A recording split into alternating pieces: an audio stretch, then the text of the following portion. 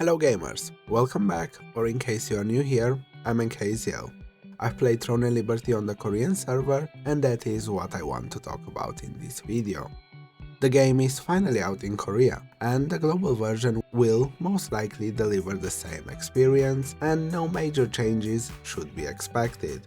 I would expect AGS to sharpen their black pencils and maybe make the monetization a bit worse, like they did with Lost Ark, but nothing beyond that should be expected.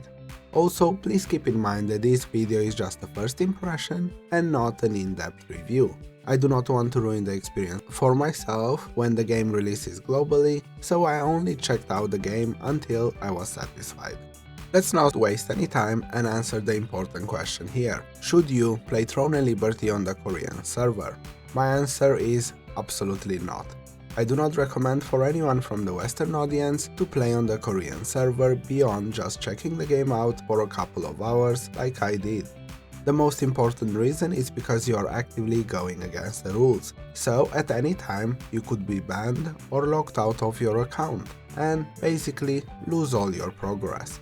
Even if this does not happen, there are a bunch of other problems like desync, rubber banding, and so on. This, for example, makes it extremely inconvenient to use the gliding function. Of course, this is not limited to gliding.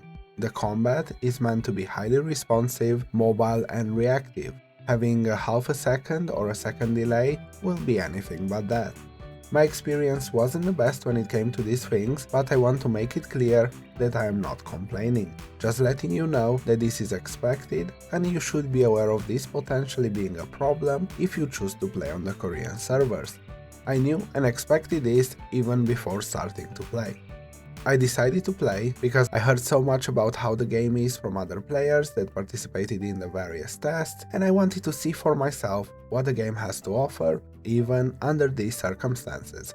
That being said, no matter where you are and what VPN you use, your location will be a physical limitation that cannot be completely overcome. So your performance will always be worse compared to that of the natives. If in spite of my recommendation you would still like to check the game out, I will give you a very quick rundown of what you need to do. First, you'll need a Korean verified account. You can obtain one from a Korean player, as each Korean can register 10 or 20 accounts, or you can purchase one. The choice is yours. Of course, I cannot support purchasing an account for any game because that is real money trading, and more often than not these accounts are either stolen or made with stolen identities. So sooner or later, these accounts will be banned. Proper accounts are usually pretty expensive, being hundreds of dollars, and that is just not justifiable for a free-to-play game that should release globally very soon. Next, you'll need a VPN service. You can try your luck with a free one, but most likely that will not be a very enjoyable experience. You will have to do a bit of research and choose a VPN service that fits your budget and needs. The only recommendation here is to pick one that has a dynamic IP address, because those with a static one can be easily detected if NCSoft decides to do a ban wave. The next thing you will need to do is change the clock of your system to the Korean one. Simply change the time in Windows. The last thing that I recommend is having Google Lens on your phone, as this will help you translate the few things that are not translated, as well as the chat. It's a great tool and pretty self-explanatory. If you've achieved all this, all you need to do is download and play. Now let's talk about my experience with the game. I think we should talk about the elephant in the room, and that is combat. Of course, playing with high ping and having all these issues that come with not being in Korea, it would not be fair if I reviewed it based on my experience, and it wasn't the reason why I wanted to play the Korean version. I wanted to experience and see the other elements of the game. That being said, from what I could tell from in-game chat, people seem to be happy with the overall combat. I think it's fair to say they have done a good job when it comes to combat. From my point of view, it is a combat very similar to Guild Wars 2, so if you like the combat in Guild Wars 2, you will most likely enjoy it in Throne and Liberty as well. So let's move on to the other aspects of the game and the reason why I wanted to check the game out. First thing that I noticed, and you too will undoubtedly notice, is that this game is absolutely gorgeous and personally I am so happy about it. We deserve better looking MMORPGs. Sadly, with very few exceptions, most of them look like complete ass. Throne and Liberty, right from the character creator, is only second to BDO, and the world will be the best looking world out of any MMORPG so far. Personally, I think the world is better looking than that of BDO. So far, no other MMORPG has managed to even come close to its graphical quality. So, surpassing BDO is an achievement in itself. I tested the game both on a 490 and a 280 Ti, and I have to say I was very impressed with the optimization. It runs very well even on the 280 Ti, which is a very cheap graphics card nowadays. The optimization is not the only thing I was impressed with, the polish of the whole game was exceptionally well done. It simply has everything needed to have a complete experience and the quality we should receive from a AAA studio, such as the options to edit UI and the freedom to configure every little detail to your liking. It has a seamless transition from keyboard and mouse to controller and custom UIs for both of these modes. The game is indeed ready for both PC and console release. The game also offers a seamless transition between tap targeting combat and hybrid combat with a reticle. I'm not a big fan of pure tap targeting, so I do have a bias against it, but I was very satisfied with the way they have done the hybrid side and I could not fault it.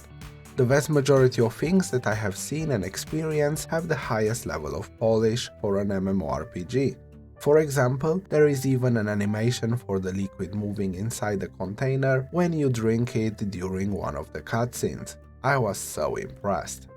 The only thing that I could really nitpick about was a bit of hair clipping that I noticed, but nothing else so far. When it comes to the story, in general I have a no spoiler policy on the channel and I will not talk about the specifics of the story, but I was told multiple times to not expect a good story.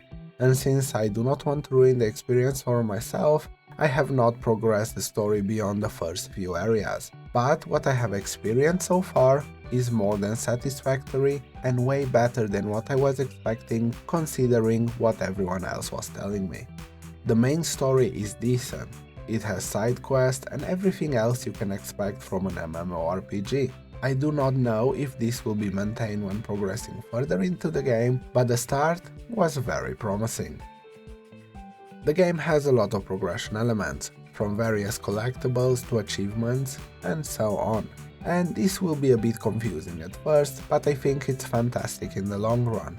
Having various systems to interact with and progression elements is something that all successful MMORPGs have, and what I have seen so far from Throne and Liberty looks good for a new MMO.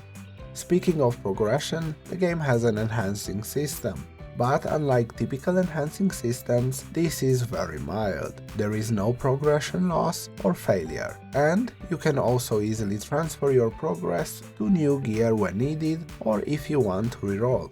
So realistically, most people should not have an inherent dislike for it like they would with an enhancing system like in BDO.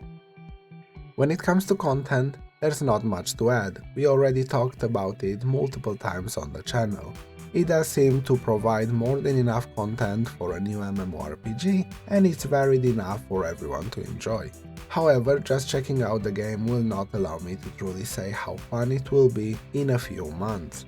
All I can say is that it does look very promising and it does seem like they have taken a lot of care to provide enough content for the average player.